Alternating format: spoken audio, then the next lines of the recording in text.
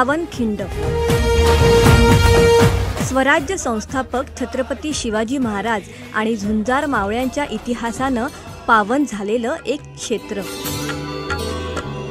सिद्धी जोहराच्या प्रचंड वेढ्यातून विशाल गडावर पोहोचताना मध्ये असलेल्या पावनखिंडीत वीर बाजीप्रभू देशपांडे आणि शूर बांदलांच्या अविश्रांत लढाईचा पराक्रम महाराष्ट्र कसा विसरेल।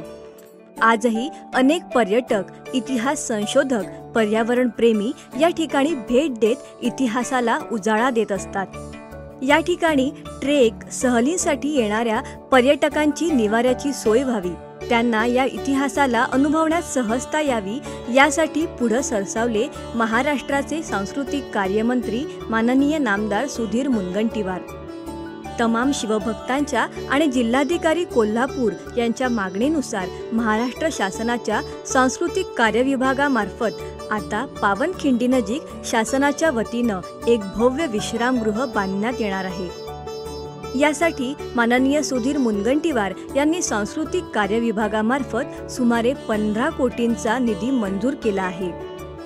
या नव्या विश्रामगृहामुळे सर्व पर्यटक आणि इतिहास प्रेमींची मोठी सोय होणार आहे।